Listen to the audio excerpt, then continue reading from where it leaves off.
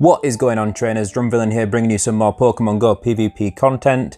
And just before we jump into the video, just wanted to show this for some of you guys that might not be in countries that can see this yet, but we have the new sky effects active in Pokemon Go. So this is in the evening as it's getting to around, as the sun is setting, actually where I was.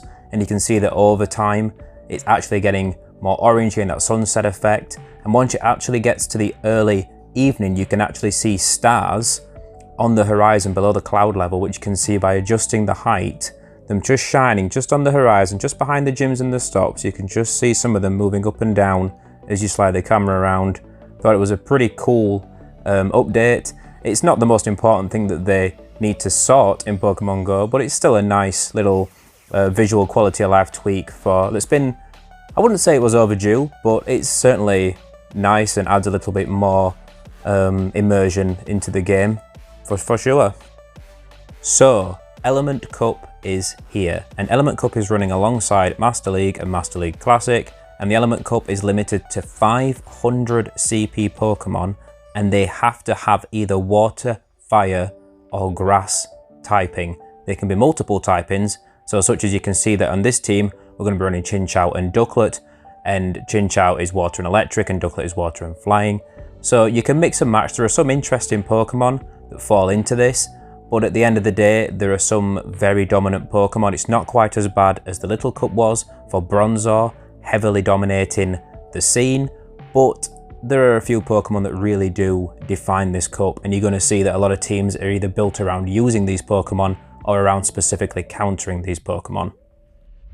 Now, Ducklett is arguably the single strongest pick in this meta. PvPoke, if you ever checked out PvPoke, their rankings for this cup have Ducklett down as the single best Pokemon to use. It has the best matchups overall, and Chinchou is the single strongest counter to Ducklett in this cup. It resists all of Ducklett's moves. It can take a Brave Bird and shake it off and still farm down Ducklett, but it does get walled quite heavily by the grasses. So this does fall into a very kind of rock, paper, scissorsy meta, where it's just lining up the right Pokemon against others. There are a few spice picks that certainly shake it up quite a bit. There's a few core breakers, and there are things such as Execute and Slowpoke that have access to Confusion, Seal that has access to Lick, as well as Ice Shard that can really flip some matchups around.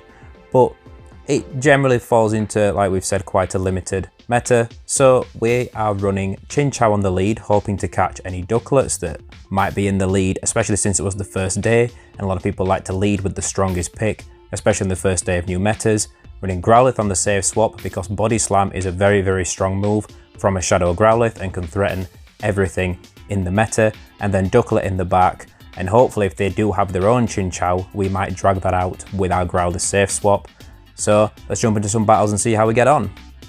Now, battles do go by very fast in this cup. If you want to grind out your battles and grind out for the extra Stardust, because we do have increased Stardust during this cup and during the Master League. If you want to grind out your battles fast, this is the cup, because you can see how fast some Pokemon go down just to fast moves alone. And a lot of matchups, it just doesn't even come down to charge moves. It's just about lining up the right fast move to the right Pokemon and grinding them down. So the first battle's already come and gone, pretty high speed as you can see. We're going to jump into the second match and we get a Chinchou mirror match. Now this is kind of a scary mirror match just because everything in this cup is pretty damn squishy. So if they let this Thunderbolt through, they're getting wrecked by it. And if we let one through, we're getting wrecked by it. So it's a bit of a baiting game, kind of like a Melmetal mirror match where you're just seeing who's going to throw the superpower, but we let it go through and it's a Thunderbolt, and we didn't know how hard that was going to hit. It was the first time we'd seen an opposing Chinchou, and it absolutely annihilated us. And then we realised we're a bit stuck because we can't bring Ducklett into this. That Chinchou is there to deal with Duckletts. So we're just going to come in with Growlithe, throw some Body Slams, get some Ember damage, farm down, and we're thinking we might let this go. Farm down with Ducklett, no, we're going to shield this up. Okay, we're really worried about letting Ducklett see this Chinchou, and it does do a lot of damage because the Sparks are double super effective on Ducklett, so it is not a matchup you want to be stuck in. But we are on a huge back foot here by letting that Thunderbolt through at the start. We swap out into Ducklett to meet their Ducklett, and now we lose the CMP, which is kind of bad because now we've already locked ourselves into throwing straight away. But it doesn't matter, because it was a Brave Bird. It one-shots us, we're out of there, we've lost this match, it's a GG. It was definitely a learning curve because we were definitely getting used to how these matchups were playing out. These were the first battles that we did in this cup, but GG to my opponent. So with this team, if you catch a Chinchou on the lead, you want to stop in there and you want to win, or at least grind it down as much as possible, just so Ducklett avoids it. Now in this match, Vulpix lead, and Vulpix is again a pretty decent lead for Chinchou. Chinchou, because it's electric and water, that super unique typing, it means that it's going to win against most of the fire types in the meta and most of the water types in the meta, so it's going to win against 2/3. If you only got fire, water and grass right and Chinchou beats 2 of those, it's a pretty strong lead, but that makes it quite a common lead, and that means that as it goes on, more and more people are going to start running grass leads just to counter the amount of Chinchous that people are going to be running into. And once again, we call the Thunderbolt wrong and get absolutely annihilated by it, which is brilliant, but we are up a shield, so we can shield this Bubble Beam, farm a bit of extra energy, and then throw a Body Slam to take out this Chinchou. And we're just hoping that we can still sweep through this game with Ducklett now that their Chinchou is gone. They've got their own Ducklett again in the back, so you can see there's a lot of times where it's just the same few Pokemon running into each other over and over again, but you can see that we survived the Brave Bird, and then we throw our own into Vulpix, which still takes it out, which we're kind of happy about because our Growlithe has some energy, and Shadow Body Slam hits really hard. So will this be enough to take it out? We're going to see. Is it quite? It's not quite. They're going to get to a Bubble Beam, 1 HP and a Dream. They're going to take us out here, and that's going to be a GG. As you can see, energy advantage can be really dangerous in this cup, but these matches are so short. You have to be on the ball, swapping super fast. If your opponent swaps, if they get a good lead or a bad lead, you have to be reacting very quickly, because there's some grasses running Razor Leaf in here, and if they get 1 Razor Leaf through on Chinchou, it hits for a substantial amount of health, and that can make the difference of being able to survive a Brave Bird against a Ducklett later on in the match if you get lined up. So it's quite fast. It's very fast paced in general, and everything about it is fast paced. Now, this was an unusual pick. I wasn't expecting to see a Tentacool, but obviously it's got access to Poison Jab, which, since it got its buff, is a pretty decent move. And we were kind of being optimistic, hoping to farm down, but also we're already in a pretty bad position. So we figure we're just going to put everything on Ducklett once again, hope it can sweep, see how that goes, but we get kind of screwed by not quite being able to farm down. Oh, okay, it's just a Bubble Beam, so it doesn't take us out. We're going to save that energy, swap out, and now we've got a shield advantage in a Ducklett mirror match. So we're going to go straight for the Brave Bird and see what happens. They let it go through. It's a miracle. I mean, if they'd have shielded, we'd have been able to survive the wing attacks to maybe get to another Brave Bird, possibly take them out, do some chip damage on the Bulbasaur. But now we're just going to go for Bubble Beam, because now it's just about grinding down this Bulbasaur best we can. And although Bulbasaur resists all the moves on Chinchou, that Thunderbolt still does around 50%, so it'd have been looking very good either way then in that match. So we're going to head right on into the next matchup and see what we can pull. We get a Sewaddle, which we were not expecting at all to see. Obviously it's bad news for Chinchou just because it's a grass type. And we swap into Growlithe, and here's another one of the kind of core breakers for a lot of teams, especially if they're built like this one is, where it's around the fires and around Chinchou and Ducklett. And that is what pseudo Mud Boys or actual Mud Boys, either way, because these are water Pokemon. A lot of them have access to Mud Shot and Mud Bomb. And obviously that's a very spammy move set, and that means that they hit Chinchou and Growlithe for a lot of damage. If some of them, such as Barboach, that actually have the ground typing, which means they resist the electric damage as well from Chinchou, they can be really problematic to deal with. Fortunately for us, Timpole is actually just a water type, so we can farm down pretty safely with Chinchou. So now we decide to let this go because we figure we're already locked against the Sewaddle anyway, so might as well take this damage and see how much it does, and it does a lot. which is not ideal. We're trying to swap straight out into Ducklett and see what we're met with in the back. And they're stopping in, and they're taking a lot of damage from these wing attacks. We're going to have to see what they choose to do here. They might be weak to Ducklett in the back if they're choosing to stay in this matchup, but they got their own Ducklett. So the plan at this point is we're going to throw the Bubble Beam, hopefully get a shield, or at least debuff them, and then throw the Brave Bird, because we should be able to get to the Brave Bird before they get to theirs, because we had quite a lot of energy built up. But maybe not actually. Might have been cocky on that one. Oh, it's Aerial Ace. Oh, well. So, yeah, on some Duckletts you'll find that they're running Aerial Ace instead of Brave Bird, so they don't have to debuff themselves. But Aerial Ace, as we all know, is an absolutely awful move for energy efficiency, whereas Brave Bird is a very strong move. Bang! Get wrecked, Ducklett. And we're going to be able to threaten to farm this Swaddle down, and we do, so we take the win. GG. Now, before anybody freaks out, that last match was at regular speed, just to give a little bit more time to talk actually about the Mud Boys and some of the role they play, because these games move incredibly fast. Now, in this game we pull a Ducklett lead, which is great for Chinchou, and they swap into Growlithe, so we're going to swap into our Ducklett to meet this, just because we've got that Bubble Beam spam to really bring it down, and we can force switch advantage in this scenario if it does go into 2 shields, because by the time we've both gone down a shield each, the last body slam that the Growlithe will get off before we do will not be enough to KO at that point. Now, we should have really thought about committing to the farm down at that point, because we definitely could have. So now they've got a shield advantage and their own Chinchou, so they're going to be able to farm down. And this is scary because the Chinchou is going to absolutely, it can one-shot our Chinchou, and we've got shields down.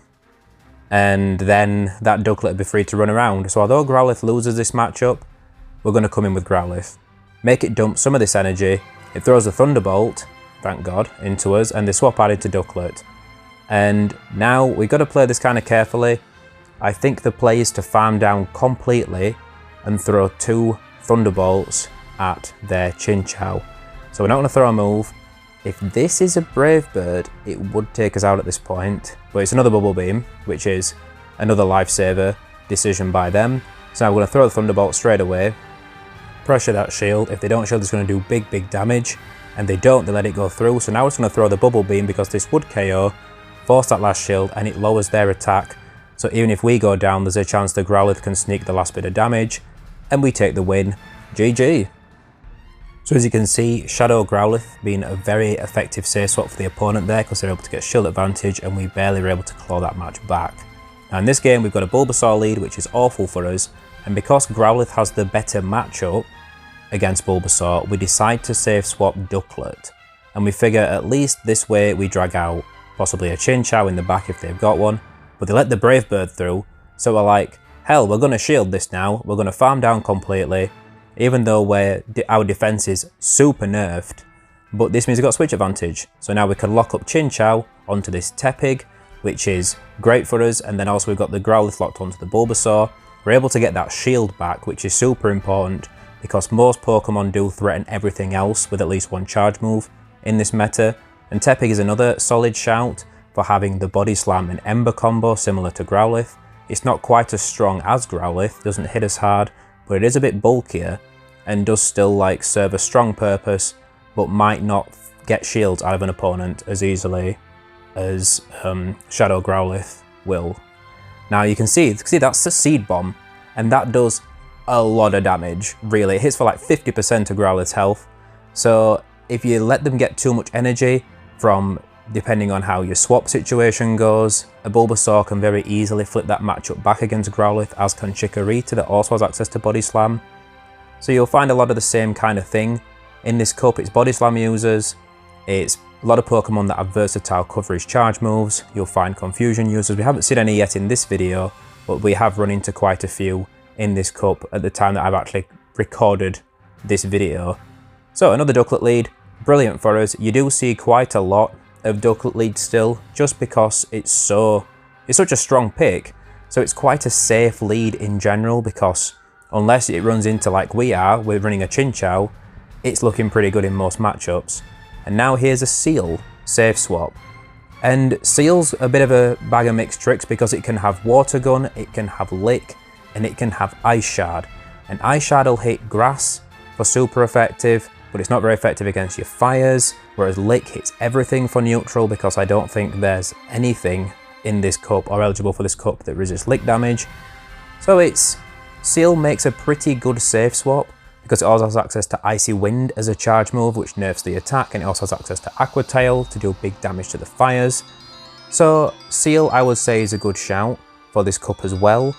Vulpix as well, as we can see, has access to Body Slam and Weather Ball Fire, so a nice spammy versatile moveset. Also with Ember, which did recently get a buff, so it generates energy pretty fast and does a nice bit of damage over time. But we're not feeling super threatened ourselves by this Vulpix because we've still got Chinchou that has energy, that should be able to just deal with this Vulpix pretty easily. We hang on to the shield just in case the Vulpix had a supply of energy hidden in the back that we'd not been counting for properly, and we're able to farm them down, and the opponent surrenders there, and that's going to be a GG. Now, this next matchup, if I remember, is quite interesting because this trainer has a Ducklett lead, so they lose lead pretty hard, but their safe swap choice is Execute. And this is Confusion Execute, and look at the damage that Confusion is doing to us and how much they're taking from my Ember. But they are going to get to a charge move and take a shield.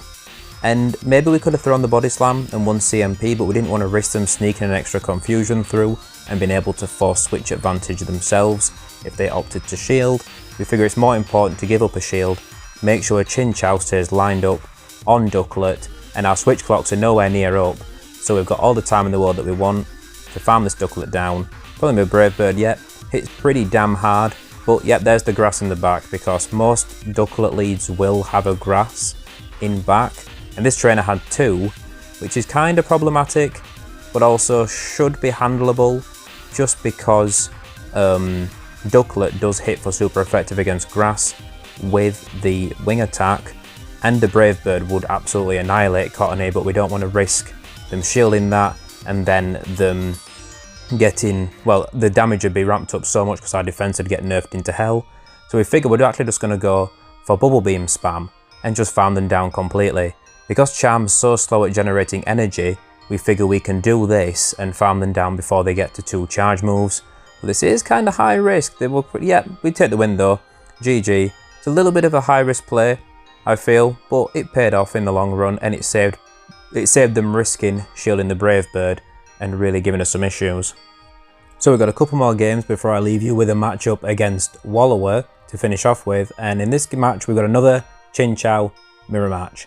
And I was finding that more and more people weren't really baiting in these Chinchou mirror matches, so I was finding it was just safe to go straight for Thunderbolt, and a lot of time people wouldn't shield, let it through, because it's quite devastating if you try to bait and they don't shield. And it's easy just to go straight for Thunderbolt, at least get the shields, because then if you do, you can then bring in Growlithe, go for a Body Slam and finish them off. And this trainer has a Slowpoke in the back, and as you can see how problematic this Slowpoke is. The Confusion damage really chunks away, but they get a Confusion through, which is awful for us. We're going to go straight for Thunderbolt, and they shield. So now we're looking really bad because they can farm us down. So we're just going to hope that we can one-shot whatever they got in back with Ducklett, with the Brave Bird. We're going to shield this up, and it's Bulbasaur. Yeah, we'd already seen this Bulbasaur, but it's going to hit pretty hard. Yes, that Seed Bomb does a decent chunk of neutral damage. If they get to another one, they will take us out. So this is going to be a loss for us, I think. Yep, it is. GG. That Slowpoke gave us quite a bit of trouble, and we weren't really sure how to handle it. So it feels like we've been handling Chinchou mirror matches quite poorly to this point. So let's see how we deal with this one. Now we're going to build up, we're throwing sparks at each other, as you do, spark, spark, spark, and we're going to bait with Bubble Beam. We decide to risk it for the biscuit. Are they going to let it through? They do, and now you see, if it's a Thunderbolt, they will be able to farm us down still, even with the damage. So we decide to let it through, and it's a Bubble Beam as well. So neither of us are falling for the bait this time either way. Now we're just going to go for the Thunderbolt because we figure it's not worth gambling again. They let it through, so we take switch advantage, and we're going to swap out to Ducklett, see what they got in the back, and it's a Vulpix. So now we're looking very strong for the rest of this match, because this Vulpix is going to struggle to deal with the Ducklett. We keep the Chinchou alive to finish off the Vulpix if we did happen to lose to it, and then we've got Growlithe that we can just line up to that grass type and just finish this game off. If you do lead that strongly, I recommend swapping out into, especially if they're bringing a grass to farm down your Chinchou, I recommend swapping out to Ducklett straight away, just because Growlithe still has a good matchup later on, but if you let that grass get all that energy, they can threaten pretty much whatever you have in back. That much energy is just going to be able to take out anything on your team, and it isn't worth it. So they bring in the Chikorita, and we know it's our last Pokemon, so now it might seem like, well, why the hell have you brought in Chinchou and given him that farm? But it's our last Pokemon, so we know we can just debuff them. We can spam a Bubble Beam, lower their attack even more, so these Body Slams are a little less threatening on Growlithe, and now we can just farm down with Ember. It's kind of a high risk play, even though we've got 2 shields, because this Chikorita is probably going to get 3 Body Slams off, which is absolutely nuts, really, to think about. Must be inside at 100 energy, but we're still going to be able to farm down. We know we've got 1 more shield left. Shield this up, farm down, and take the win. So still pretty close, and that's without letting the Chikorita farm as much as it could have. And here's Wallower for the Wallower matchup. So I'm going to leave you guys with this matchup to see if we can pull this one off. Thank you guys so much for watching. Thank you for subscribing. If you're already subscribed, you're an absolute legend. Don't forget to hit the like button. Let me know how you guys are getting on with Element Cup, if you got any spicy teams, any spicy picks that you think are performing pretty well, that are flying under the radar, and I will catch you dudes next time.